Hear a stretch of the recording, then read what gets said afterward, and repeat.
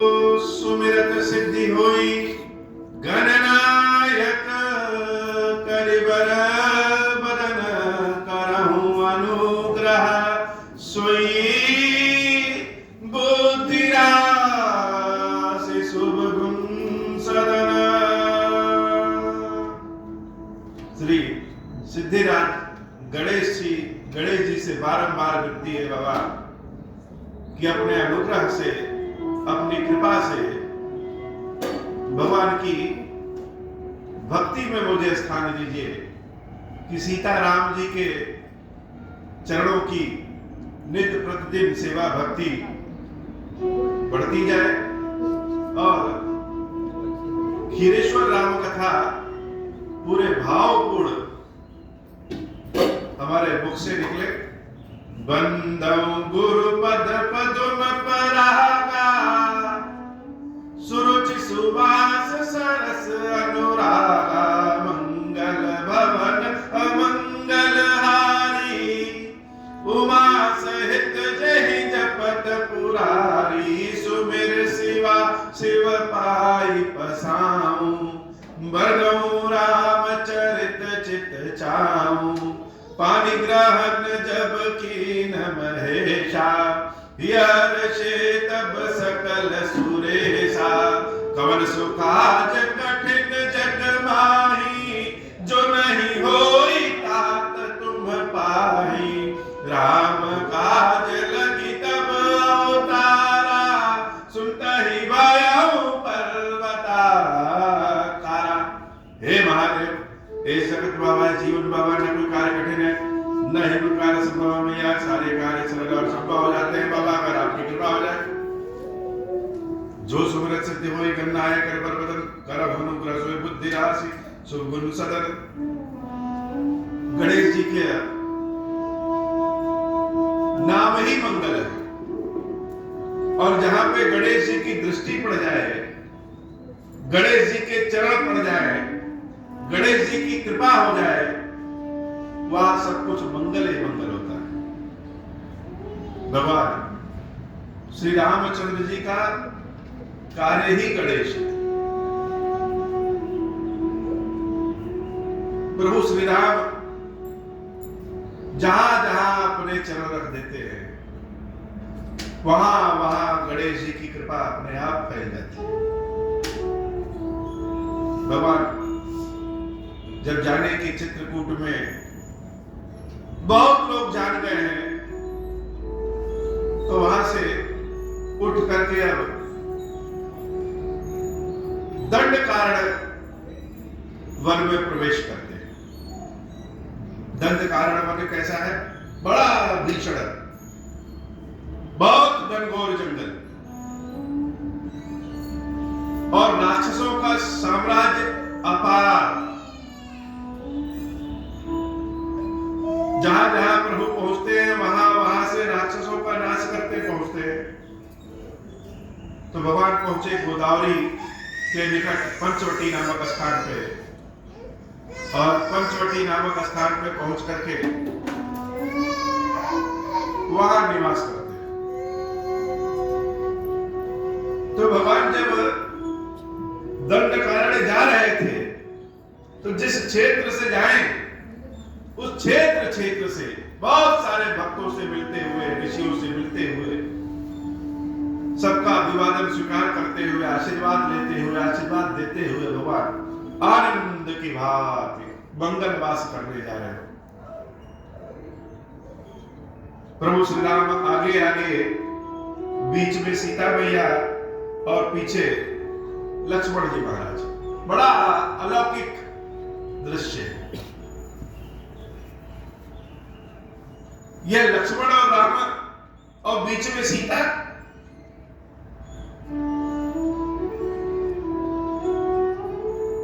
संतों ने, विद्वानों ने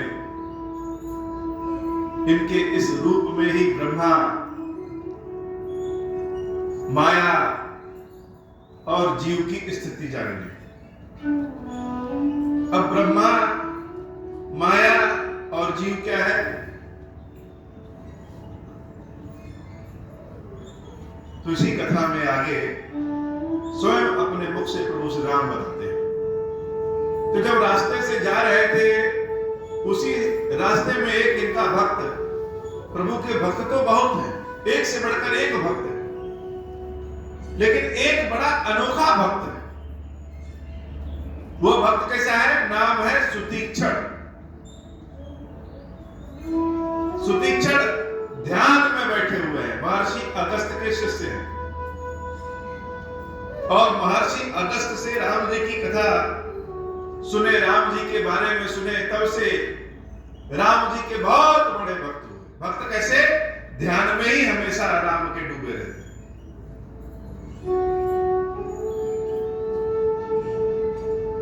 तो सुना कहीं से कि दंड कारण में प्रभु श्री राम पधारे हुए हैं। तो जब भक्त जानते हैं कि भगवान आ रहे हैं या आने वाले हैं, तो और गदगद हो जाते हैं, परीक्षा पे बैठ जाते हैं। भक्तों का स्वभाव भी बड़ा अद्भुत है। लोग कहते हैं कि भगवान भक्त की परीक्षा लेते हैं। बहुत कठिन स्थिति होगी, विपरीत परिस्थिति होगी, तो लोग कहेंगे कि परीक्षा की घड़ी है। तो भगवान भक्त की परीक्षा ले कि ना ले पता नहीं,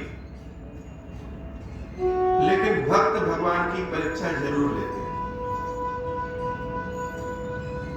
जैसे बच्चे अपनी मां से पूछते हैं कि हे माता, तुम हमको ज्यादा प्रेम करती हो कि अपने हमसे बड़े वाले को? बड़ा वाला कहता है कि माता छोटे वाले को ज्यादा प्रेम करती है, और छोटा वाला कहता है कि बड़े वाले। प्रश्न पूछ देते हैं कि हे माता, ये आप सत्य सत्य बताओ कि आप हमको ज्यादा प्रेम करती हो कि बड़े वाले को? अब माता तो दुविधा में है, किसको बताए? माता के लिए के दो बच्चे, तो दोनों दो आंख के समान। कोई पूछे कि बाई आंख ज्यादा पसंद है कि दाई आंख? तो बच्चे एक नया प्रश्न पूछ देते हैं कि अच्छा बताओ माता, क्या हम दोनों को ज्यादा प्रेम करती हो कि हम दोनों के पिता को? तो माता समझ लीजिए भगवान है, और भक्त उनके बच्चे। तरह तरह के प्रश्न भगवान से भक्त पूछते रहते हैं। और तो और छोटे बच्चे कहीं गिर जाएंगे और अपनी मां को देख करके आंख बंद करके जमीन पे लेट जाएंगे। जिसको गर्ज पड़े वो आके उठाए, मां को अगर गर्ज है तो आके उठाएगी। इसी में परीक्षा भी ले लेंगे कि माता हमको ज्यादा प्रेम करती है कि बड़े वाले को? कई मां जब दौड़ करके उठा ले तो बड़ा वाला कहेगा कि माता हमको तो नहीं उठाती। वैसे ही सुतीक्षण महाराज जो है अनशन पर बैठ गए, भगवान की परीक्षा लेने के लिए बैठ गए। अब भगवान की परीक्षा कैसे लेते? भगवान की परीक्षा यह कि आज हम इस जंगल में बैठ के भगवान के ध्यान में डूबे हैं, भगवान को गर्ज पड़ेगा तो हमसे मिलने आएंगे, और देखते हैं भगवान आएंगे कि नहीं आएंगे। अगर नहीं आएंगे तो जान लेंगे कि भगवान इस सुतीक्षण को प्रेम नहीं करते हैं, केवल बड़े बड़े ऋषियों मुनियों के यहाँ घूमते रहते हैं। तो सुतीक्षण महाराज जंगल के बीच में ध्यान में आंख बंद करके बैठ गए, और आंख बंद करके जैसे बैठ गए तो छोटे बच्चे क्या करते हैं? आंख खोल के देखते भी रहते हैं कि माता आ रही है कि नहीं आ रही। कोई ऐसा ना हो कि बैठे बैठे ही बैठे रह जाए, माता चली जाए बाजार घूमने। तो सुतीक्षण महाराज ध्यान में बैठे हैं और बीच बीच में अपनी आंख खोलते रहते हैं। हल्की सी सरसराहट होती तो आंख खोल देते कि भगवान आए हैं कि नहीं आए, भगवान आ रहे हैं कि नहीं आ रहे हैं। ऐसा तो नहीं कि भगवान बगल से निकल जाए और हम यहाँ बैठे रह जाए। लेकिन प्रेम की लीला बड़ी अजब है, भक्ति की लीला बड़ी अजब है। नाटक करते करते आदमी भक्ति के प्रेम में डूब जाता है। बहुत बार बहुत से भक्त भक्ति का नाटक करते हैं, किसी लालच में भक्ति शुरू करते हैं कि चलो भगवान की स्थापना कर दे, भगवान की सेवा कर दे, भगवान कृपा कर देंगे हमारे ऊपर। और भगवान जब कृपा कर देंगे कौन जाए संसार में इतना मेहनत करने? आलसी भक्त होते हैं कि भगवान कृपा कर दे, कहीं जाने की जरूरत नहीं। तो शुरुआत तो नाटक से होता है, लेकिन उस नाटक में ही कब सच्चा प्रेम हो जाता है, कब यह मन, यह हृदय, यह बुद्धि, यह कर्म सब भगवान भक्तों का अपने अंदर सोख लेते हैं, यह पता नहीं चलता। तो सुतीक्षण पहले तो नाटक में आए कि ऐसे बैठे रहे भगवान आएंगे कि नहीं आएंगे, लेकिन ध्यान करते करते करते करते भगवान के ध्यान में ही डूब जाते हैं। भगवान की भी लीला है, भक्त अपना नाटक दिखाता है, भक्त अपनी परीक्षा लेता है और भगवान एक नया लीला दिखाते हैं। प्रभु श्री राम जान गए कि हमारा भक्त जो है वह ध्यान में बैठा है यह देखने के लिए कि हम आ रहे हैं कि नहीं आ रहे हैं। तो भगवान ने ऐसी लीला की, वह सुतीक्षण भक्त भगवान राम के ध्यान में ऐसा डूबा कि हृदय में उसके राम प्रकट हो गए।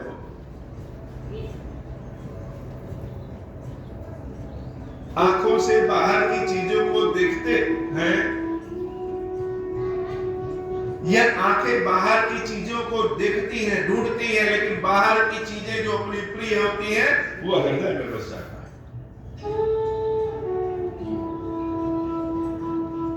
तो राम हृदय में बस गए, वह सुतीक्षण ध्यान में। तब तक प्रभु श्री राम, माता सीता और लक्ष्मण चले आते। अब भक्त भगवान का परीक्षा ले रहा है, तो भगवान परीक्षा में फेल कैसे हो? फेल होने में तो सब डरते हैं। तो भगवान उस सुतीक्षण के पास पहुंचते हैं, और सुतीक्षण के पास पहुंच करके जो लीला होती है वह लीला क्या है कि भगवान जब पहुंचते हैं तो कहते हैं सुतीक्षण में आ गया, और जब भगवान सामने खड़े हैं तो सुतीक्षण की आंखें नहीं खुल रही। क्यों नहीं आंखें खुल रही है? क्योंकि सुतीक्षण तो भगवान के लीला में, भगवान के दर्शन में मस्त है। एक राम जो बाहर खड़े हैं, उन्हीं राम का स्वरूप जो सुतीक्षण के हृदय में है, ध्यान में है, आंख में है, मस्तिष्क में है। सुतीक्षण उस भगवान राम के दर्शन में आनंद विभोर है, डूब रहा है। जैसे जेठ की दोपहरिया है और किसी नदी के शीतल जल में डूबे रहिए तो बाहर निकलने का मन नहीं।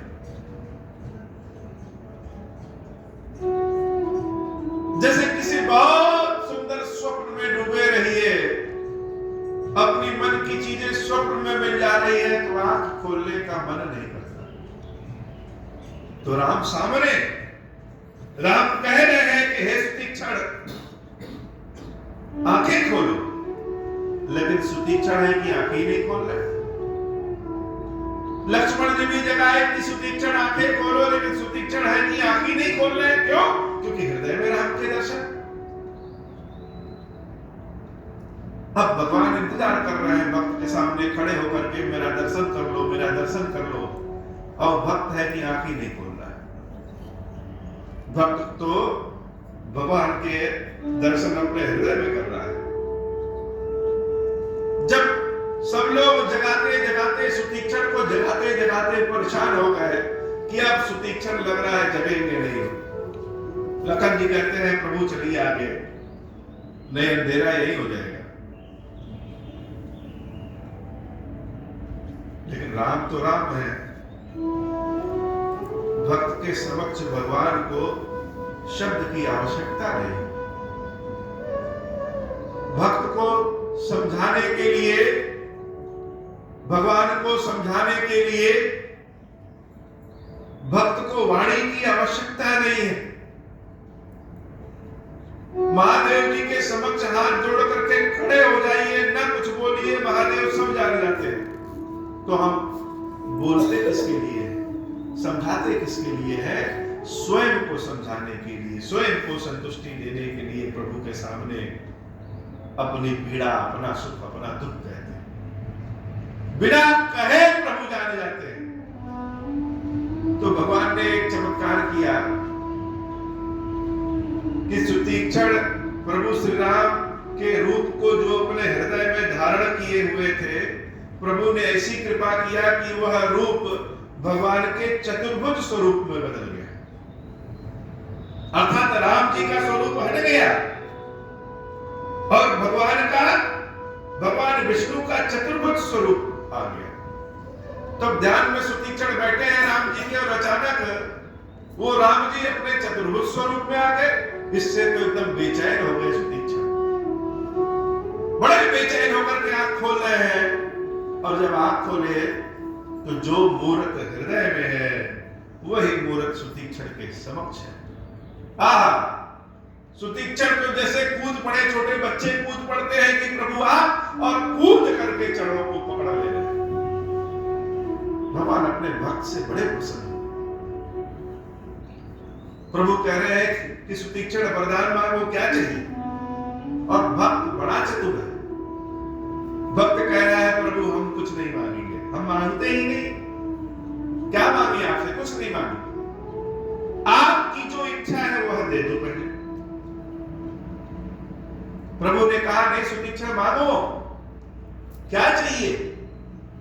भक्त कह रहे नहीं प्रभु हम कुछ नहीं मांगते, हम बड़े अच्छे बच्चे हैं, हम मांगते नहीं है, आपको जो मर्जी करे वह दे दीजिए।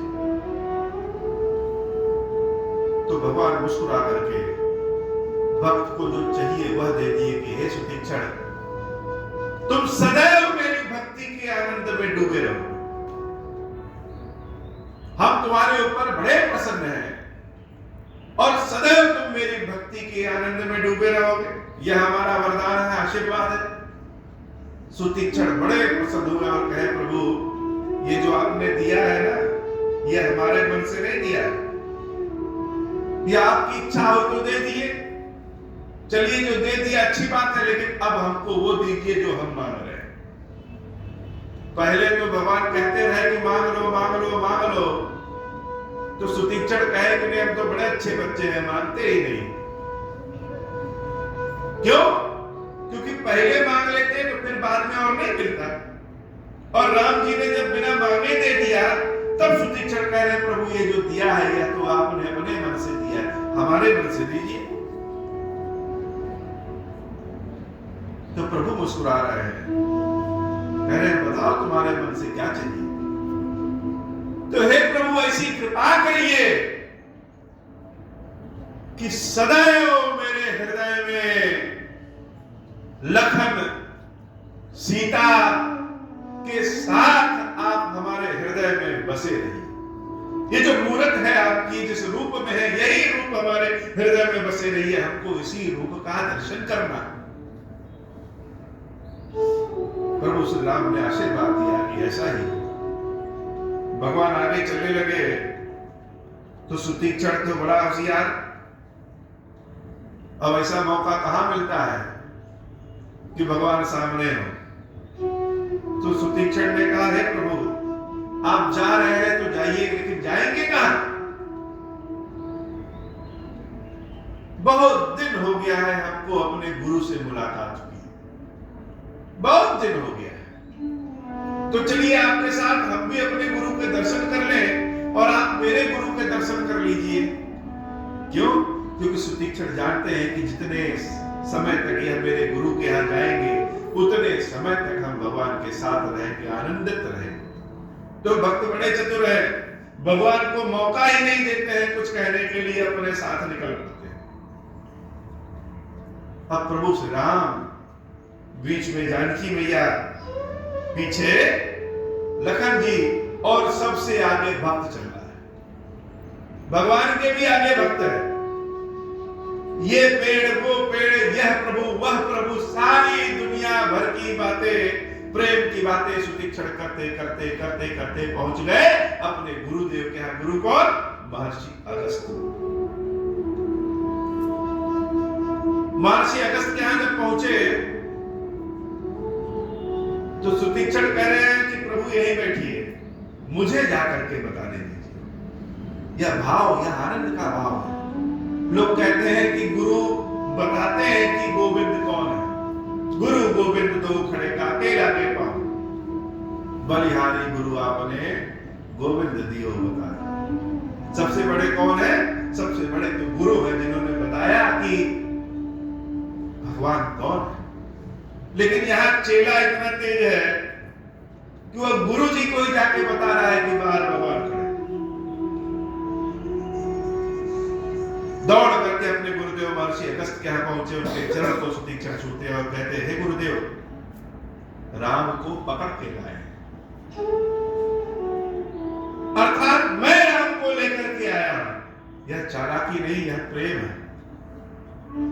महर्षि अगस्त जब सुनते हैं कि राम आए हैं, जिस हालत में रहते हैं उस हालत में दौड़ पड़ते हैं भगवान को देखने के लिए। जब राम के समक्ष प्रभु पहुंचते हैं, महर्षि अगस्त पहुंचते हैं, तो लालसा तो एक ही है कि राम के चरणों को पकड़ ले। लेकिन पद ऐसा है महर्षि का, ब्राह्मण का, गुरु का, कि चाह करके भी राम के चरणों को पकड़ नहीं पाते। बहुत ज्ञान होने के बाद भी हो, बहुत बड़ा पद होने के बाद भी, बहुत कुछ मिलने के बाद भी भगवान के चरणों को पकड़ने की कृपा प्रभु जल्दी देते नहीं। तो मन की लालसा मने में रह गई। चाहते हैं, सोच रहे हैं कि हम ब्राह्मण कुल में आ क्यों गए। काश छोटे से बंदर होते, कोई छोटे होते तो भगवान के चरणों को जाकर के पकड़ लेते। तो प्रभु अगस्त ऋषि से मिलते हैं, फिर गोदावरी के निकट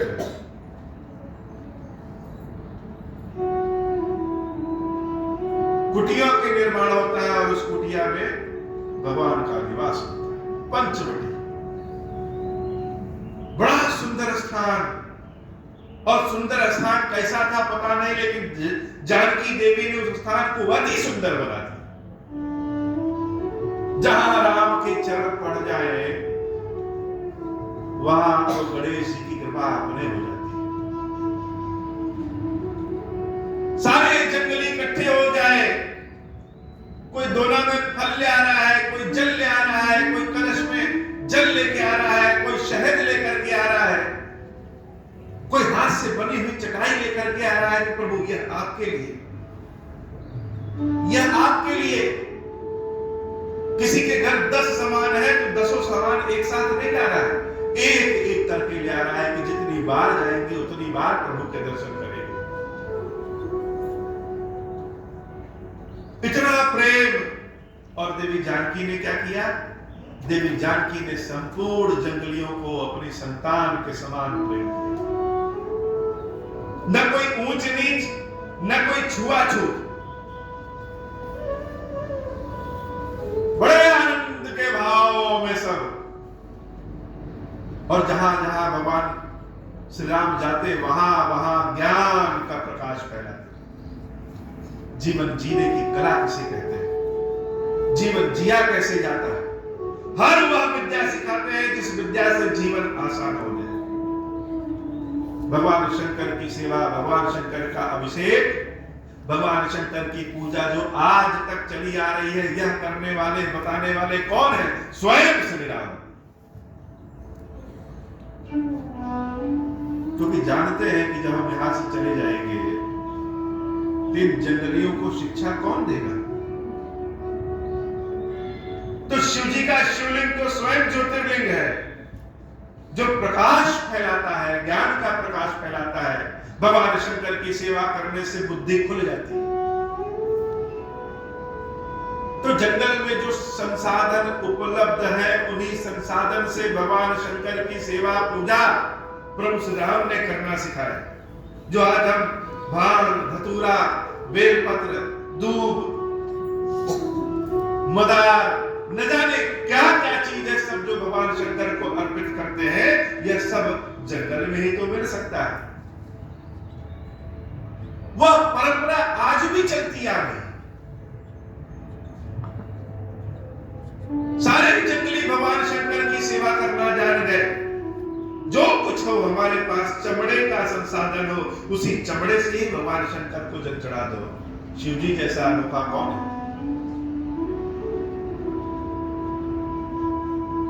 जंगल में जो पशु मर गए हैं, उन पशुओं के मृग छाला निकालने वाले भी शिव जी से दूर नहीं रहते हैं, वह भी शिव जी के समक्ष आते हैं। दंड कारण पंचवटी जैसे लगे कि स्वर्ग का कोई एक टुकड़ा है, गोदावरी कल कल कल कल में बह रही है, सारी चिड़िया सारी पक्षियां आकर के जानकी के उस कुटिया पर बैठ जाती हैं कि जानकी अभी कुछ भोजन कराएंगे। कोई जानकी के पास से भूखा नहीं जाता है। तुलसी के वृक्ष और बहुत सारे सुंदर सुंदर खुशबू वाली वाटिका पुष्प सब जानकी देवी लगाती, सबको जल देने का काम, सबको संवारने का काम लक्ष्मण जी महाराज करते हैं। लकड़ियों को उठा करके ले आना, भोजन पकाना, सब लक्ष्मण जी और जानकी मैया करती हैं। और प्रभु श्री राम बड़े ध्यान में हैं, बड़े ध्यान में। किसके? भगवान शंकर के ध्यान में।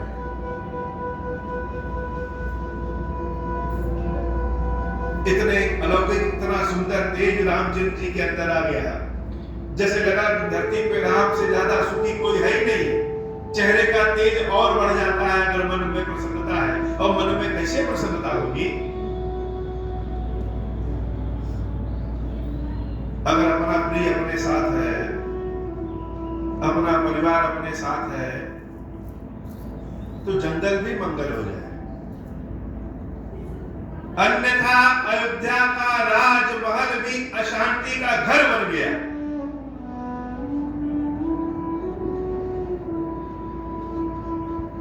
राम के केशों को, जटाओं को, जो बरगद का दूध लगा करके राम जटा बना लिए थे, उन सबको संवारने का काम जानकी कर। राम का तेज, राम का अद्भुत तेज, जो देखे वह खिंचा चला है।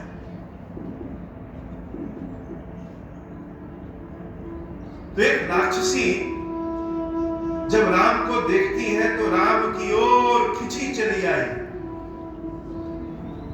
लेकिन स्वयं कौन है? स्वयं तो राक्षसी है, दांत बाहर निकले। नाम है स्वर्णनखा, जो कि बाद में बिगड़ करके सूर्पनखा हो गया। तो प्रभु श्री राम ध्यान में है, वह राक्षसी भगवान के पास जाना चाह रही है, लेकिन देखे कि भगवान इतने सुंदर है, तो पहले क्या किया? पहले अपना रूप बदला। प्रभु के समक्ष आने पे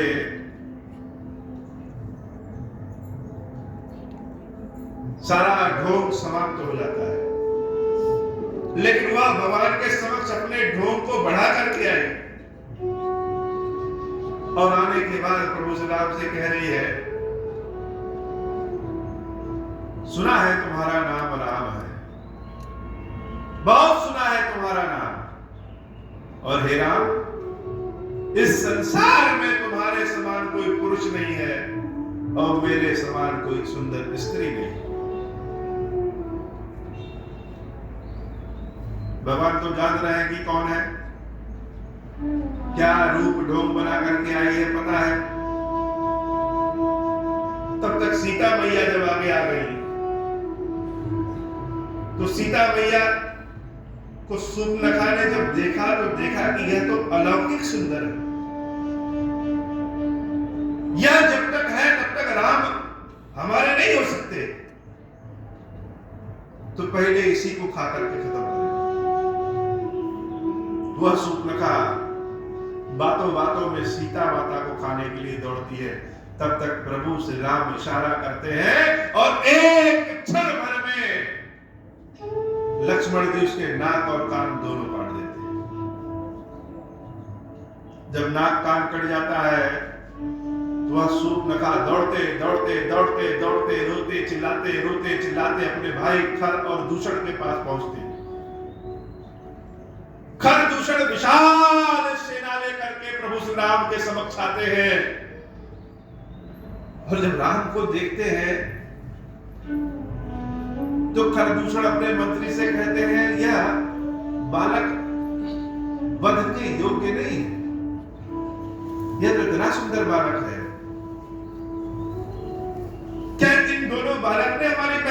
नाक कान काटा।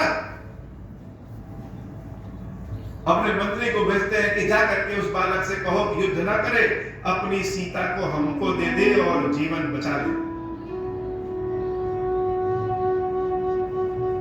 लेकिन परिणाम स्वरूप युद्ध होता है और उस युद्ध में खर और दूषण मारे जाते हैं। शूर्पणखा रोते बिलखते रावण के पास पहुंचती है और कहती है तुम अपने राज्य में डूबे हो, दिन रात सोते रहते हो, तुमको लगता है तुम ही सबसे बड़े वीर हो, लेकिन उस पंचवटी में दंड कारण में तुम्हारा राज्य समाप्त हो रहा है। तुम्हारे दोनों भाई खरदूषण मारे गए।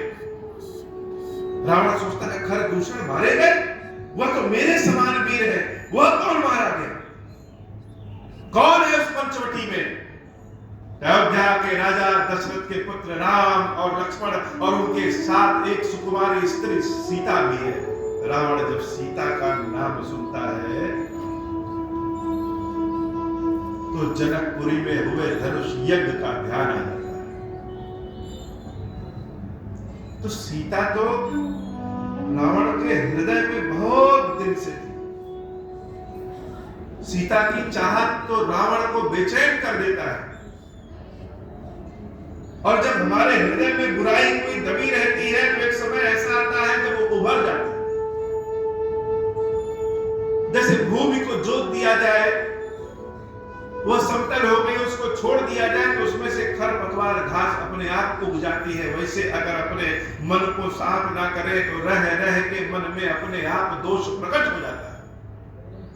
तो सीता का नाम जब रावण कान में सुनता है तो जैसे उसके अंदर का राक्षस और जागृत हो गया। शूर्पणखा को विदा कर देता है और स्वयं अकेले बिना कोई सेना लिए उस पंचवटी में आता है जहां सीता और राम सुखपूर्वक रहते हैं। जब तक राम के जीवन में जानकी है तब तक राम के जीवन में आनंद है। जब तक राम के जीवन में जानकी का सानिध्य है तब तक राम समाज में पूजनीय है।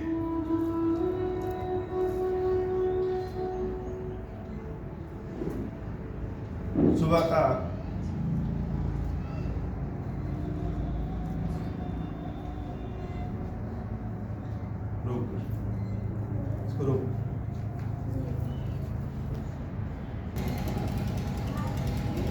जब तक राम के जीवन में जानकी है तब तक राम समाज में बड़े पूजनीय है।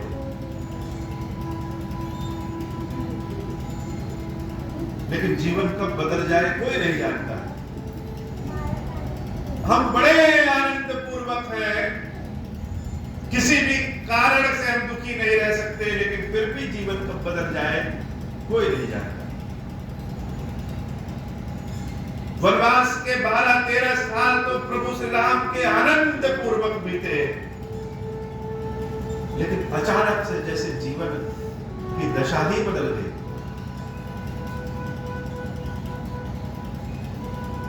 जानकी अटखेलियां करते हुए दौड़ते हुए जाती हैं और प्रभु श्री राम पीछे अपने हाथ में फूलों का गजरा लिए दौड़ते हैं कि जानकी रुको रुको रुको, यह पुष्प मैं बड़े प्रेम से चुन करके लाया हूं, यह तुमको जब पहनाएंगे तो खुशबू भी बढ़ेगी और तुम्हारी सुंदरता भी बढ़ेगी।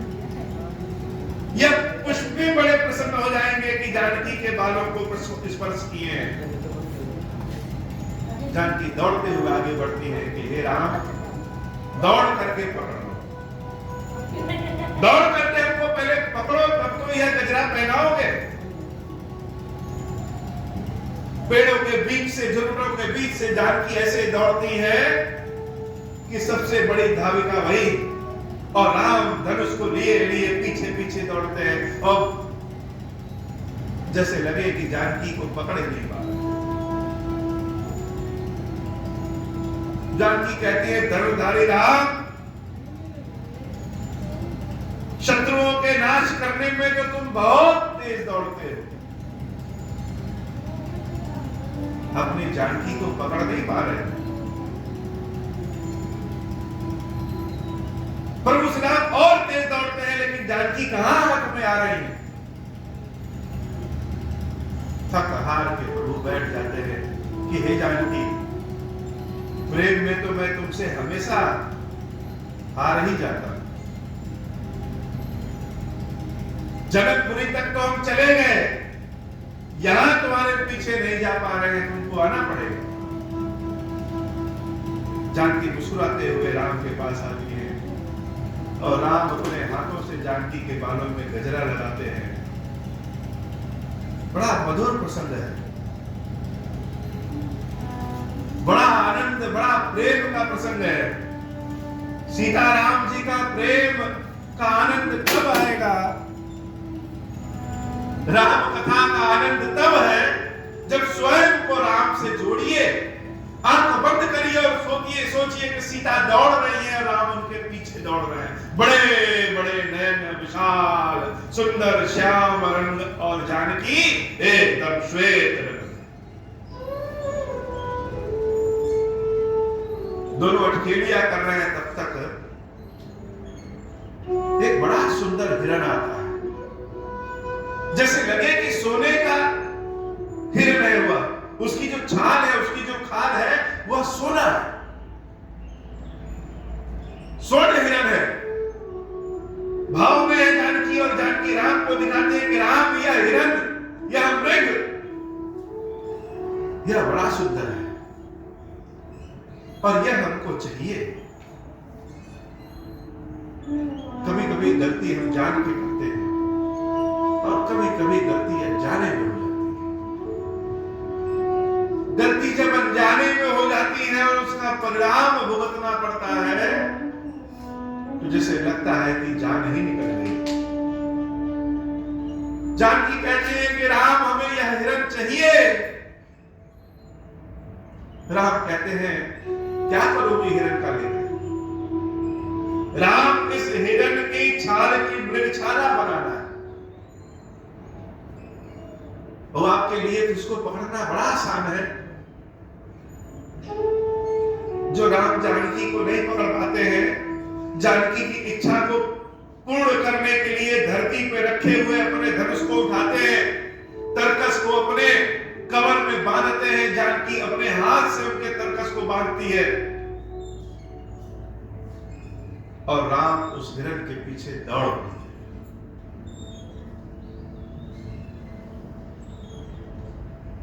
रावण यह दृश्य देख रहा है, एक जगह छुप करके रावण यह दृश्य देख रहा है।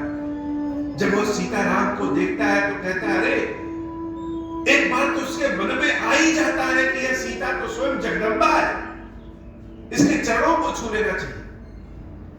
यह राम तो स्वयं ब्रह्म है, सत्य में राम ब्रह्म है। आज मैं अपनी आंखों से इनके रूप को देख रहा हूं। कुविचार में कभी कभी सुविचार आ जाता है।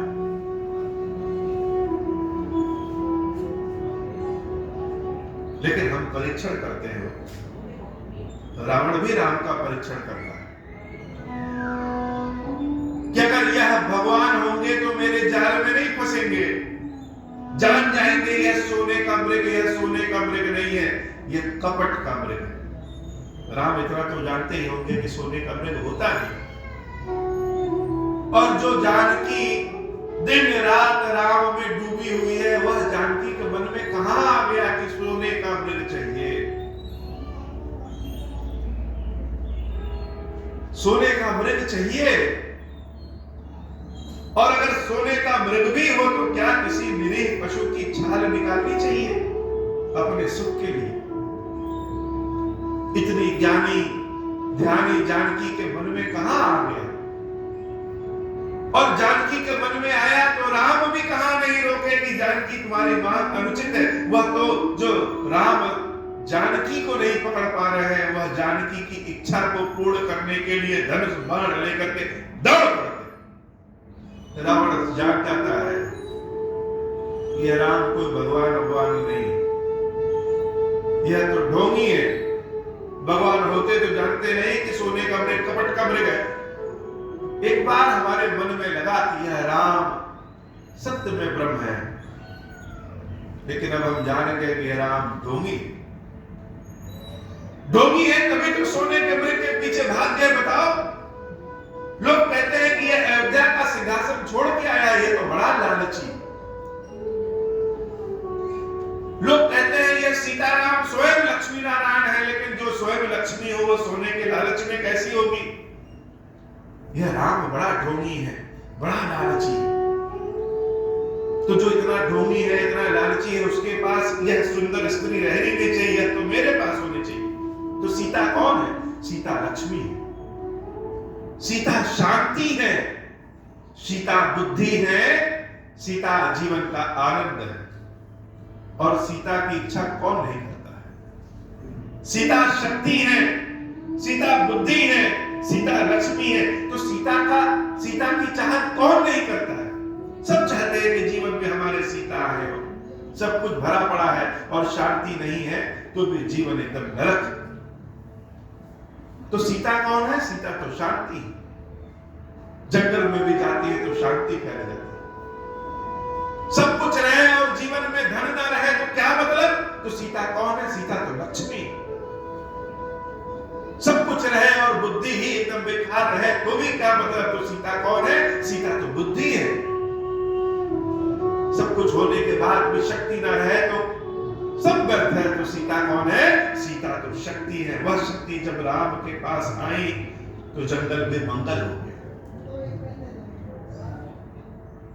तो सीता की चाहत तो सभी करते हैं, लेकिन कौन किस रूप में चाह रहा है यह निर्भर करता है। रावण ने सीता की चाहत किस रूप में की? वासना के रूप में की।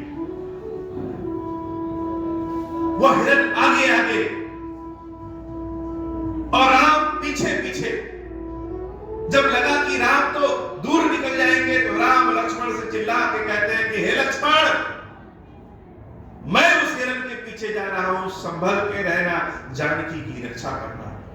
जब तक हम वापस ना आ जाए छोड़ के नहीं जाना। राम दौड़ पड़े। वह मृग, वह सोने का मृग राम को बहुत दूर ले जाता है। और जब राम के तीर के निशाने पर वह मृग आता है तो राम तीर चला देते हैं और वह सीधे जाकर के उस सोने के मृग के नाभि में लगता है। वह मृग अपने असली स्वरूप में आ जाता है। प्रभु श्री राम जब पास देखते हैं तो देखते हैं यह तो राक्षस मारीच है। जब विश्वामित्र जी हमको लेके जा रहे थे तो जिस राक्षस को हमने बिना फर्क बाण मारा था, जो जीवित रह गया, तो वही राक्षस मारीच है। और मारीच क्या कर रहा है? मारीच तो मुस्कुरा रहा है प्रभु के दर्शन करके और कह रहा है, हे लक्ष्मण, हे लक्ष्मण, हे लक्ष्मण। सीता के कानों में जब लक्ष्मण लक्ष्मण की आवाज जाती है तो सीता बेचैन हो जाती है कि लक्ष्मण लक्ष्मण तो राम चिल्लाते हैं। क्या राम किसी संकट में है? लक्ष्मण जिसे कहते हैं कि जाओ लक्ष्मण देखो राम कहां है। लखन जी कहते हैं भैया प्रभु श्री राम को तो कुछ नहीं हो सकता। अरे राम को क्या होगा? कुछ नहीं है। उन्होंने मुझे कहा है कि यहीं बैठे रहो, तो हम तो नहीं जाएंगे। जानकी मैया बार बार कहती है लक्ष्मण तुम जाओ जाओ जाओ, देखो तुम्हारे राम कहां है, वह किसी संकट में है। लखन जी कहते हैं हम तो नहीं जाएंगे। लक्ष्मण जी का विश्वास हिलाए नहीं हिलता है वो।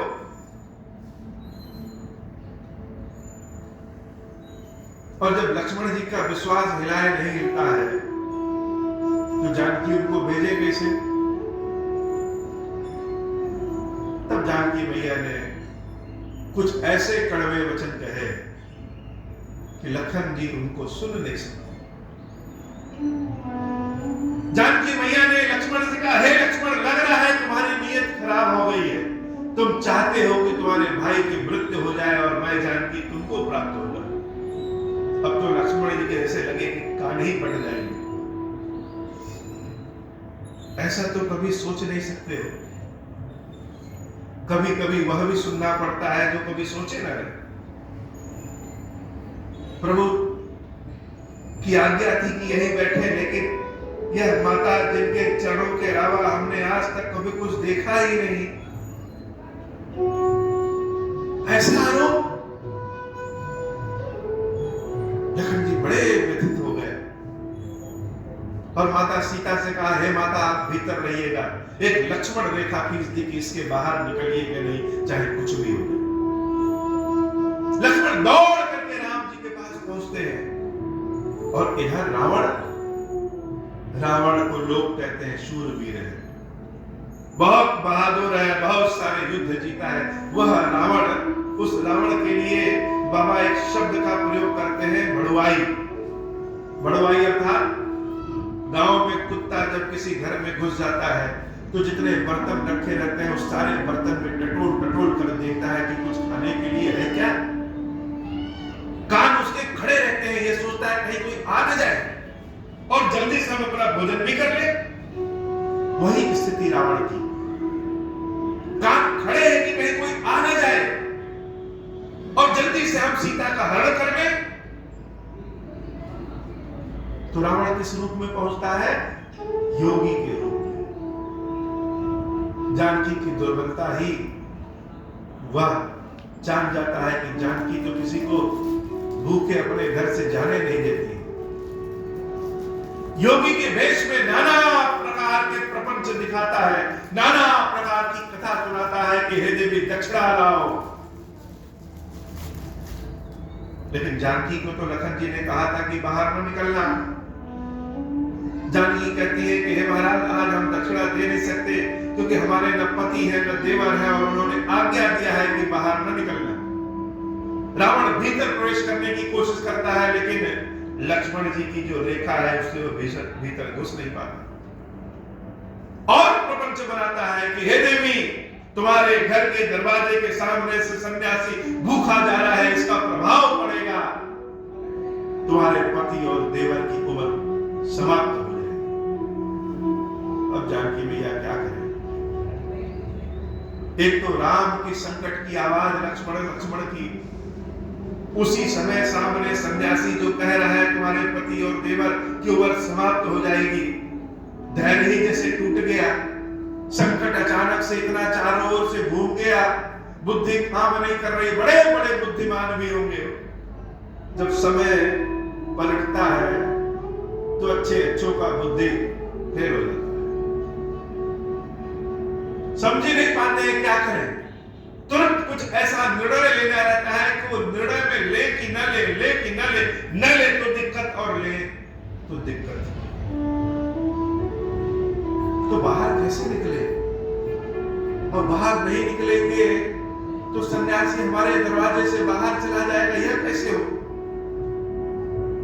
तो बड़ी हिम्मत करके जानकी लक्ष्मण रेखा को स्वयं पार करती है और जब स्वयं पार करती है तो उनकी आंखों में राम का वह रूप होता है कि राम अपने कमर पे तरकस बांध रहे, धनुष ले रहे। जो अंतिम रूप में, जिस रूप में राम जी को देखी रहती है, उस वीर रूप में राम उनके हृदय में रहते हैं। और जानकी जब बाहर निकलती है देने के लिए तो रावण अपने असली स्वरूप में आकर के जानकी का हरण कर लेता है। जीवन ही जैसे बदल गया, क्षण भर में जीवन बदल गया। अभी आधे घंटे पहले तो सीताराम अटके लिया करते हैं, पुष्प लेकर के दौड़ रहे हैं, अब जैसे शूल ही शूल जीवन में है। जानकी विलाप करती है, हे राम, हे राम, हमने बड़ा अनुचित किया। हे लखन, हमने बड़ा अनुचित किया, न जाने तुमको क्या क्या कहा। भगवान के भक्त को कुछ कहने का परिणाम तुरंत मिल गया। लेकिन जानकी के विलाप को कौन सुनता है? उधर राम जब लक्ष्मण जी को देखते कहते, लखन तुम यहां क्यों आए? लक्ष्मण जी कहते हैं, प्रभु मेरी गलती नहीं है, सीता मैया ने जबरदस्ती भेजा, कोई लक्ष्मण लक्ष्मण कह के चिल्ला रहा था। राम जी कहते हैं, लक्ष्मण हम लोग के साथ धोखा हुआ है, यह हिरण सोने का हिरण नहीं थी, मेरी भी मति मारी गई थी जो हम इसके पीछे चले आए, और मेरी आज्ञा की तुम अवहेलना किए हो। हमने तुमको आज्ञा किया था कि सीता को अकेले नहीं छोड़ना। लखन जी प्रभु श्री राम के चरणों को पकड़ लेते हैं कि प्रभु भारी गलती हो गई, लेकिन क्या करते, आना पड़ा। दोनों भाई दौड़ करके अपनी कुटिया में जाते हैं, और जब कुटिया में देखते हैं तो जानकी को पाते ही नहीं है, जैसे लगा कि प्राण अभी सूख जाएंगे, जैसे लगा कि प्राण अभी सूख जाएंगे। विपरीत परिस्थितियों में भी जो राम कभी परेशान नहीं होते, आज जानकी को न देख करके ऐसे लग रहा है जैसे स्वयं दीनानाथ दीनहीन अवस्था में हो गए।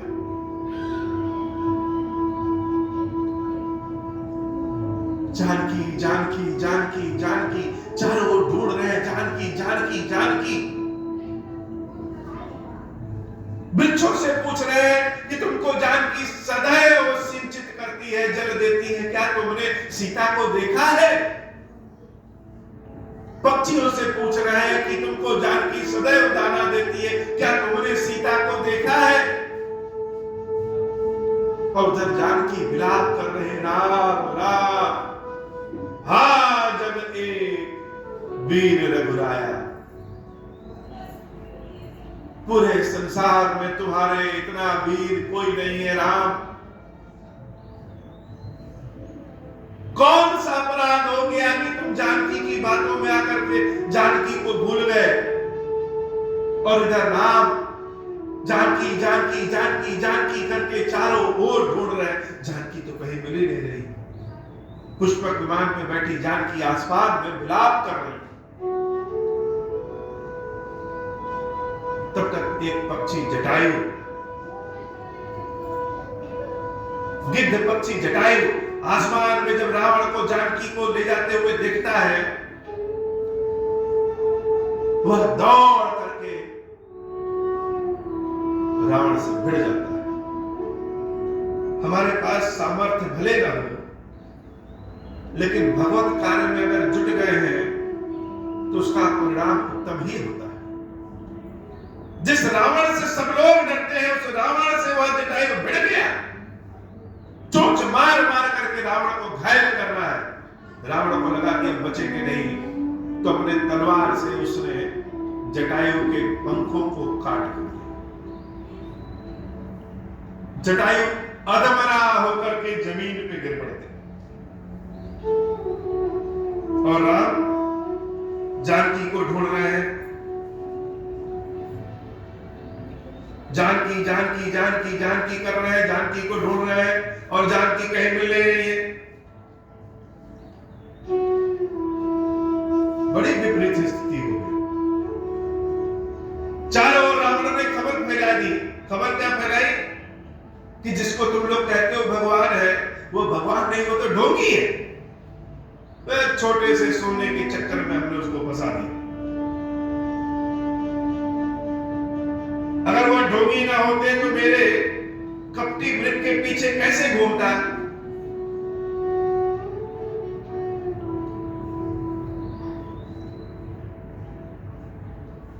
अब चारों ओर खबर फैल गई कि राम सोने के वृक्ष के पीछे गए, वह तो सत्य में ढोंगी। सबको दुख तो हुआ, लेकिन जैसे लगा कि पूरी प्रकृति ही राम से रूठ गई।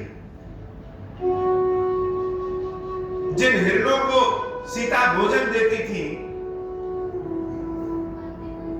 जिन पक्षियों को, जिन पशुओं को सीता नित्य भोजन देती थी, वह भी जब राम की समस्या को देखते हैं तो हंसने लगते हैं। अपने अपनी पत्नियों को, अपने अपने साथियों को लिए सारे हिरण कहते हैं, ये देखो, इनको इतनी समझ में नहीं है कि सोने का हिरण नहीं होता है, यह भगवान बन के आए हैं, यह कितने पाखंडी हैं। अरे हम लोग कितने अच्छे हैं कि अपनी अपनी पत्नियों की रक्षा किए हैं, यह बड़े पुरुषाली बनते हैं, यह अपनी पत्नी को भी नहीं बचा पाए। कैसे? लालच में।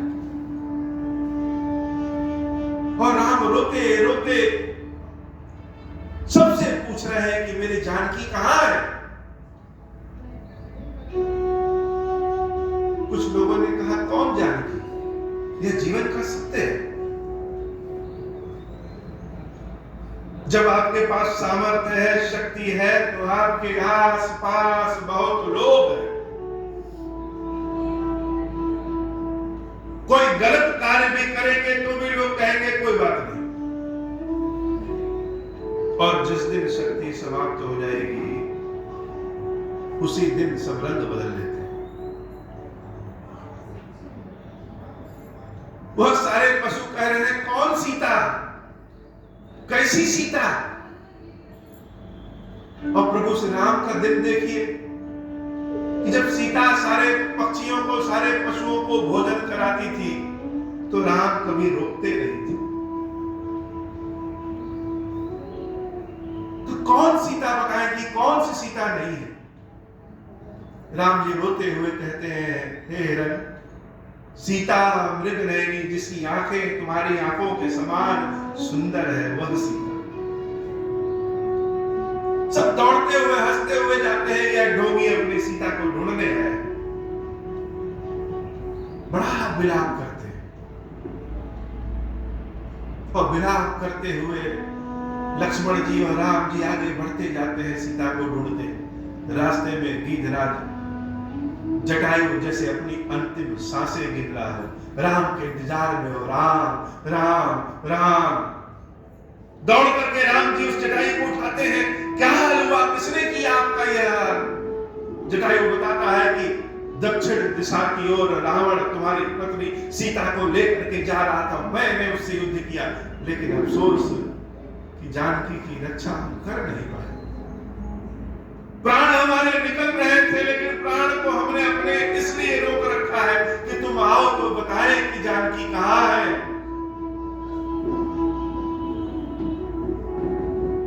बड़े प्रेम से प्रभु श्री राम उस गीधराज जटायु को सहलाते हैं कि जिसको जानकी ने भोजन कराया, वो पूछ रहे हैं कौन सीता। और गिद्ध तो शाकाहारी पक्षी है नहीं, जानकी तो गिद्ध को कभी खिलाई नहीं होगी। जो समाज से त्याज है, एकदम निचले वर्ग का है, लोग कहते हैं मुर्दा खाता है। गिद्ध किसी के घर पे बैठ जाए तो लोग कहेंगे बड़ा अपशकुन है।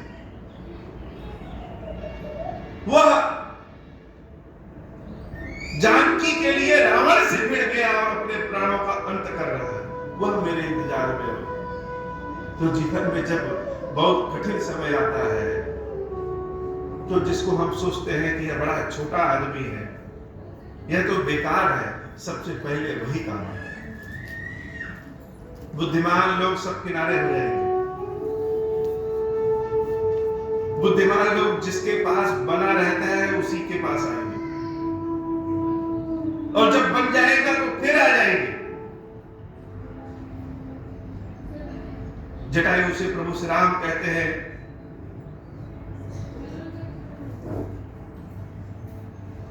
कि हे गीधराज जटायु, अपने प्राणों की रक्षा कर लो,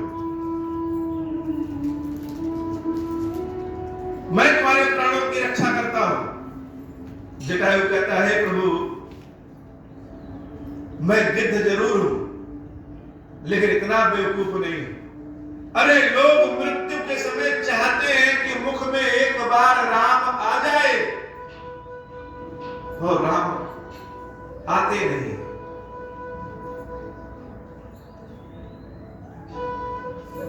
और आज राम के हम गोदी में हैं और अपने प्राणों को छोड़ रहे हैं, तो आप कह रहे हैं कि मैं तुमको ठीक कर दूं। पता नहीं यह समय दोबारा मिले कि ना मिले।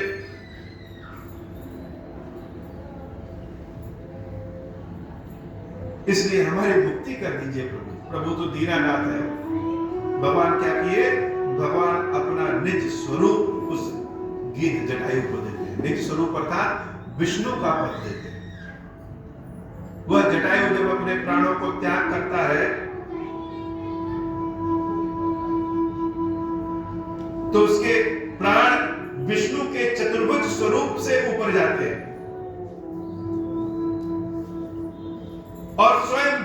से दूत आते हैं,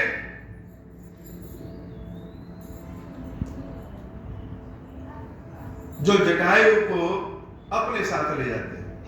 तो भगवान कितने दीन दयाल है कि जो समाज से त्याज्य है उनको भी भगवान अपना रूप प्रदान कर देते हैं।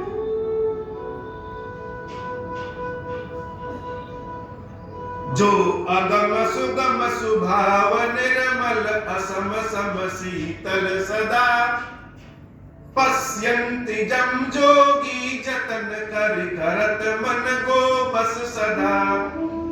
सो राम रमा निवास संतत दास बस त्रिभुवन धनी, मम उर बसौ जो समन संसृत जासु कीरति पावनी।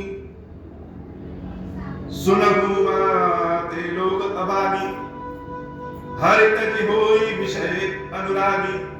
भगवान शंकर देवी पार्वती से कहते हैं, हे देवी, वह लोग बड़े अभागे होते हैं। संसार में अभागा कौन है? अभागा वह है जो भगवान की भक्ति को छोड़ करके अपने मन को बहुत सारी चीजों में लगा लेता है। बड़े अभागे होते हैं।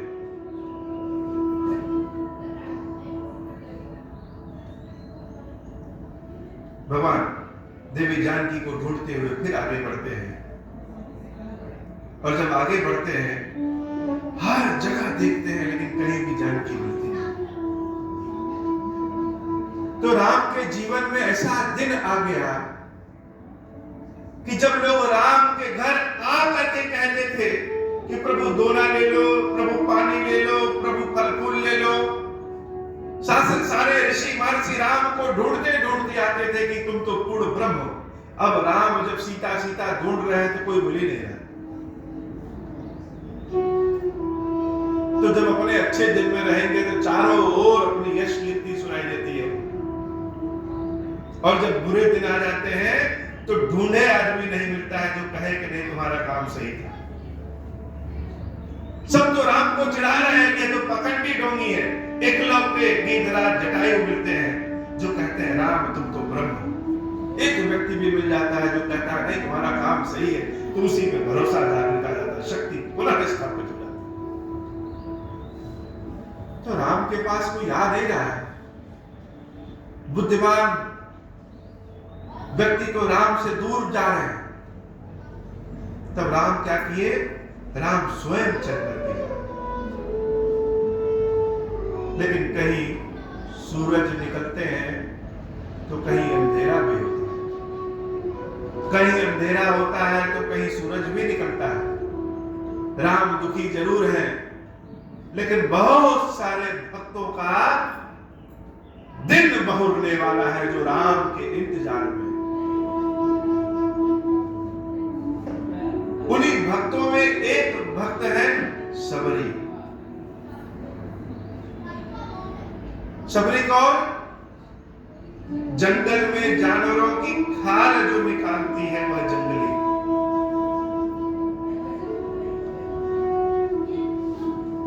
वह सबरी रोज इंतजार करती है कि राम आएंगे, राम आएंगे, राम आएंगे। क्यों?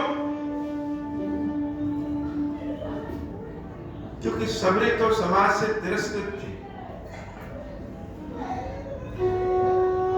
भगवान की सेवा पूजा, भगवान का मंत्र ध्यान कैसे किया जाता है वह भी नहीं जानती।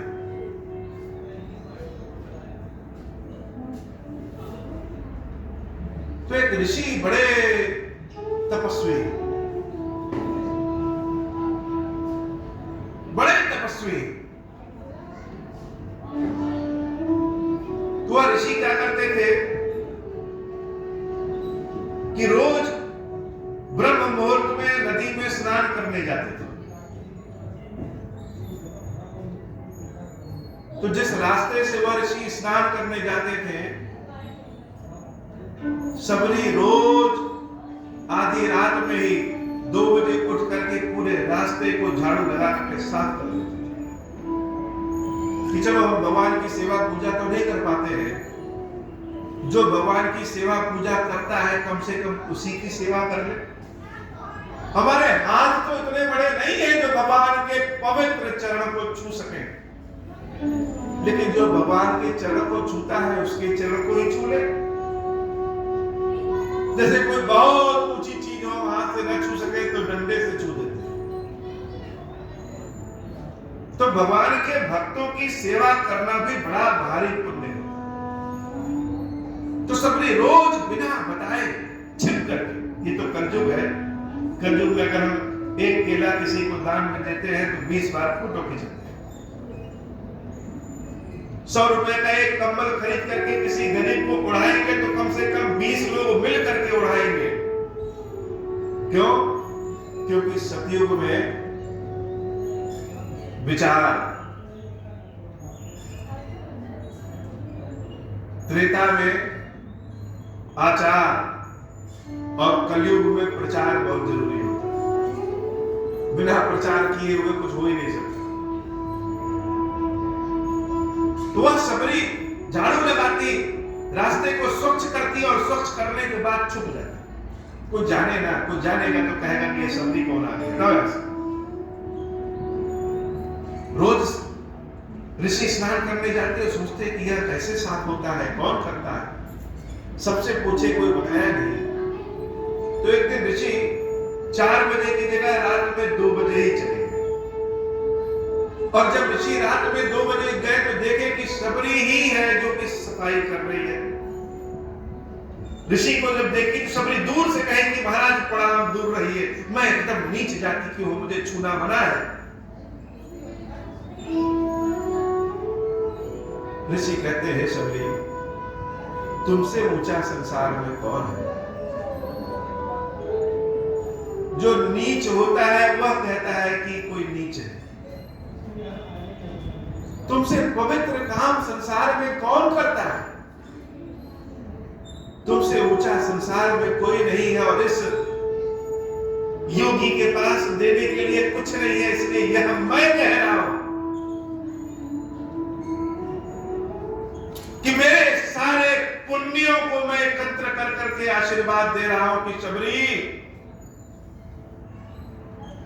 जिस भगवान की खोज में लोग ध्यान ज्ञान में पड़े रहते हैं, वह ब्रह्म, वह भगवान तुम्हारी कुटिया में चल करके आएंगे। और चल करके नहीं आएंगे, लोग भगवान से मांगते हैं, भगवान तुमसे मांगेंगे।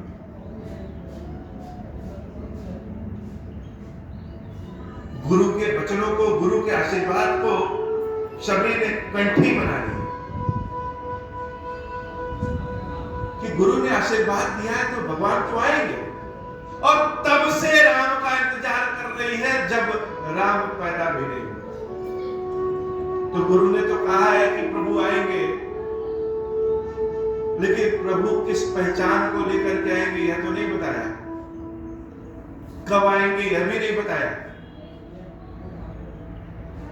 लेकिन गुरु कह रहे हैं तो भगवान आएंगे। तो सबरी रोज अपने घर की सफाई करती, रोज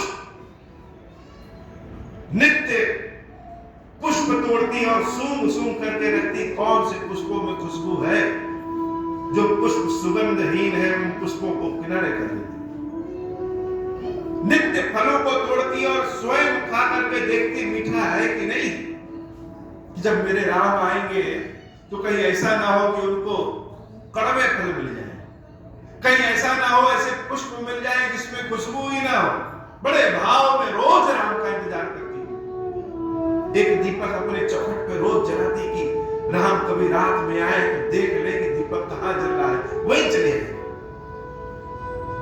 यह कार्य नित्य करती।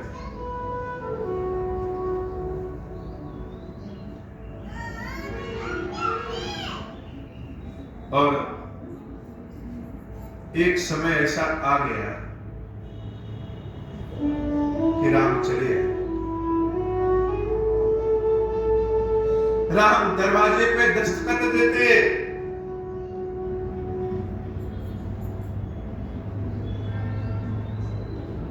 और जब उसने दरवाजा अपना किवाड़ अपना खोला तो सामने जो दृश्य देखा वह दृश्य देख करके उस दरवाजे पे ही सबरी जैसे अडिग हो गई। सोचे थे कि प्रभु जब आएंगे तो हम क्या क्या करेंगे, और आज जो सन्मुख खड़ा है कोई पहचान दिलाने वाला नहीं है कि यह कौन है। जैसे राम आए ही है सबरी के लिए, सबरी देखते ही जान गई यह तो राम है।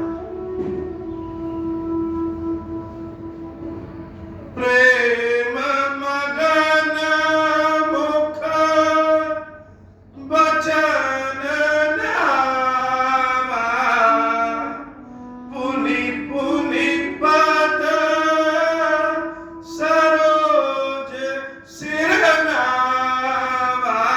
देख करके मुख से कोई वचन नहीं आ रहा है, बार बार चरणों को देख रही है कि इनके चरण प्रभु के हैं कि नहीं, यह तो राम है। गुरु ने सत्य कहा था कि भगवान आएंगे। प्रभु कह रहे हैं सबरी भीतर आने दोगी क्या। सबरी को जैसे लगे झटका लगे, प्रभु आइए। एक पत्थर पे एक शिला पे भगवान को बैठाती कि नहीं भगवान रुकिए रुकिए। अपने वस्त्रों से उस शिला को फिर से साफ करती है, प्रभु से कहती है प्रभु बैठिए। वह पुष्प ढूंढती है कि जो पुष्प हम तोड़े थे है कहां। वो पुष्प लेकर के आती है और भगवान को चढ़ाने के पहले सारे पुष्पों को फिर से सूंघती है कि इसमें खुशबू है कि नहीं है।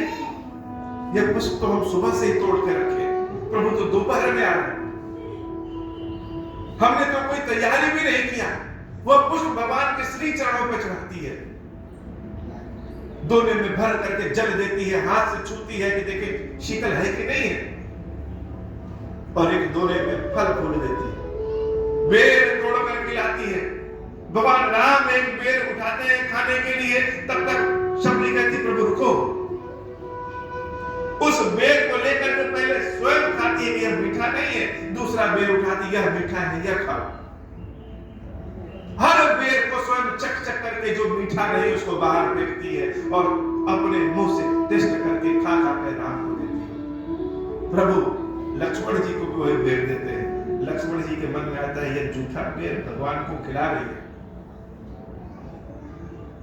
और भगवान खा रहे। जैसे हम लोग नित्य प्रतिदिन भगवान कीरेश्वर महादेव की सेवा करते हैं, दिया यहाँ रखते हैं, जल यहाँ रखते हैं, जल ऐसे चढ़ाते हैं, दूध ऐसे चढ़ाते हैं, भोग रोज खीर का लगाते हैं, खिचड़ी का लगाते हैं, और उसी में कोई ऐसा आदमी आ जाए जो दिया भगवान के माथे पर रख दे, भोग भगवान के नीचे रख दे,